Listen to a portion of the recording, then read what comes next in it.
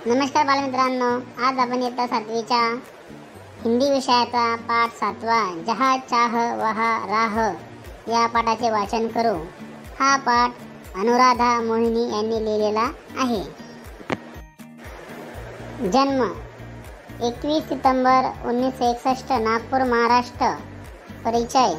अनुवाद के क्षेत्र में अनुराधा मोहिनी जी ने अमूल्य योगदान दिया है तथा अपने विविध परिभाषिक कोशों की निर्मिति में सहभाग, वैचारिक एवं ललित पुस्तकों का संपादन किया है। प्रस्तुत कहानी में लेखिका ने संकल्प शक्ति और उसके समुचित क्रियान्वयन से असंभव काम को संभव करने की प्रेरणा दी है। हेसंबा गांव की पाठशाला की घंटा बजी। धुआंधार बरसात हो रही थी। वर्षा के कारण प्रार्थना मैदान पर न होकर कक्षा में संपन्न हुई। उपस्थिति लेते हुए गुरुजी ने देखा कि आज कक्षा में बहुत कम विद्यार्थी है। आज इतने विद्यार्थियों के अनुपस्थित रहने का कारण क्या है? उन्होंने विद्यार्थी से पूछा। वही नाला गुरुजी, सबने एक स्वर में उत्तर दिया।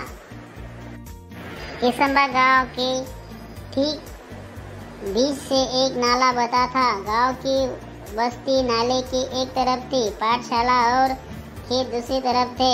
बरसात के दिनों में नाले में कई बार 4 से 5 फीट तक पानी भर जाता था। बड़े बुजुर्ग तो किसी तरह अपने गांव बैलों के साथ नाला पार कर खेतों में चले आते, किंतु पाठशाला आने के लिए नाला लांघना विद्यार्थियों के लिए संभव नहीं था। जब जोरों की बारिश होती उस दिन कक्षा में विद्यार्थियों की उपस्थिति पर असर पड़ता। अनेक बार विद्यार्थी पूरे सप्ताह पाठशाला नहीं जा पाते। इसके चलते गांव में बरसात, नाले में भरा पानी, पाठशाला से छुट्टी, हेसंबा की यही कहानी, यह गीत गांव में प्रचलित हो गया था। पाठशाला में अनुपस्थित का विद्यार्थियों की पढ़ाई पर बहुत बुरा प्रभाव पड़ता। अच्छी श्रेणी लाने वाले विद्यार्थी भी वार्षिक परीक्षा में पीछे रह जाते।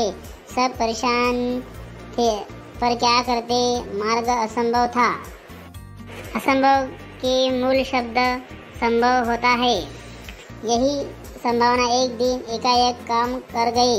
हुआ यह कि उस दिन भारी वर्षा के कारण हेसंबा के अधिकांश विद्यार्थी पाठशाला नहीं जा पाए थे। सो दोपहर बाद बरसात थोड़ी रुकने पर चौपाल में बरगद के पेड़ के नीचे चबूतरे पर बैठे वे आपस में बातचीत कर रहे थे।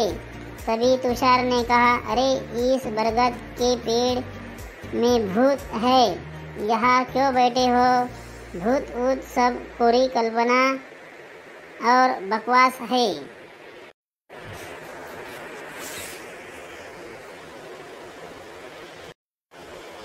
मेरी तो कुल उपस्थिति ही शायद 14 होगी। शुभम ने कहा तो सब हंस पड़े। लेकिन क्या हम हर बरसात में ऐसे ही चर्चा करते रहेंगे और अपनी पढ़ाई का नुकसान होने देंगे? क्या हम ऐसे ही हाथ पर हाथ धरे बैठे रहेंगे? आशीष ने गंभीर स्वर में पूछा। हम कर भी क्या सकते हैं, हम तो बच्चे हैं, तुषार ने कहा। सच कहा तुषार तूने। हम बच्चे कर भी क्या सकते हैं, हम बच्चे कर भी क्या सकते हैं। इस वाक्य को गीत की तरह गाकर एक साथ तालियां बजाकर वहां बैठे बच्चे जोर जोर से हंसने लगे। हंसो मत, कोई कुछ कर सकता है तो यह हम ही है। आत्मविश्वास भरा यह स्वर दामिनी का था। यह समस्या का निदान संभव है। प्रकृति ने विचार करने के लिए हमें बुद्धि दी है।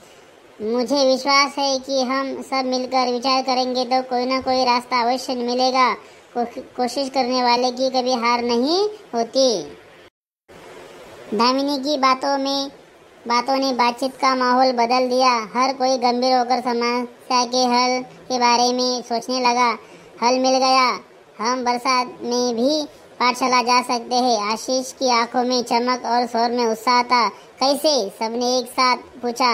हर नाले पर पुल बनाएंगे, हम नाले पर पुल बनाएंगे। पुल? मित्रों के स्वर में आश्चर्य और भागकर आशीष ने आत्मविश्वास पूर्वक उत्तर देते हुए कहा, हाँ पुल। विज्ञान की पुस्तक में हमें सबने पुल की जानकारी पढ़ी है। जब कभी शहर गए हैं, बड़े बड़े पुल देखे भी है। अंतर्जाल से हमें जानकारी भी प्राप्त कर सकते हैं। गांव का नाला बहुत ज़्यादा चौड़ा नहीं है, हमें लगभग 10 फीट का पुल बनाना होगा।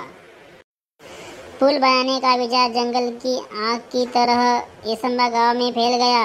हर व्यक्ति इस विचार और विद्यार्थी के हौसले की प्रशंसा कर रहा था। विद्यार्थियों ने छोटे छोटे समूह बनाकर इस प्रकल्प की बारीकियों पर काम करना शुरू किया। सामग्री की सूची बनाई, सामग्री खरीदने के लिए 20-20 रुपये एकत्रित करना आरंभ किया। अब तक पाठशाला के शिक्षक और गांव के लोग भी सहायता के लिए आगे आ चुके थे। देखते देखते सामग्री के लिए आवश्यक राशि जमा हो चुकी थी। बुजुर्गों का अनुभव, युवाओं की शक्ति, विद्यार्थियों का उत्साह, सब साथ मिलाकर काम कर रहे थे। संगठित प्रयासों से काम आकार लेने लगा था। सीमेंट के पाइप खरीदे गए, पत्थर इकट्ठे किए गए, ईंटें आई, बंजर जमीन से मिट्टी खोदी गई। गांव के छगन बाबा नामक एक बुजुर्ग ने प्रचुर मात्रा में रेत उपलब्ध करा दी। पुल बनाने के लिए पूरे गांव के हाथ एक साथ मिट्टी का भराव करने लगे। हर दिन स्वप्न पूर्ति की और एक एक कदम बढ़ाने लगा था गांव। अंततः आनंद की यह सुबह भी आ गई। वर्षों की कठिनाई दूर हुई। केवल 15 दिनों में ग्रामीणों और विद्यार्थियों के सामूहिक श्रमदान से पुल बनकर तैयार हो चुका था। पूरे गांव के लिए एक अद्भुत उपलब्धि थी। सभी ने एकता, संगठन और श्रमदान का महत्व भी समझा था। बरसात में इस बार भी नाले में पानी भरा था, पर विद्यार्थी हंसते खेलते पुल से पाठशाला की राह जाने लगे। पुल भी विद्यार्थियों के हौसले को दाद देता। मानो मन ही मन कह रहा था, जहाँ चाह वहाँ राह। जूही ने अपने बड़े भाई की सहायता से पुल के उद्घाटन का वृत्तांत बनाया और संगणक की सहायता से शिक्षा निरीक्षक के सामने प्रस्तुत किया।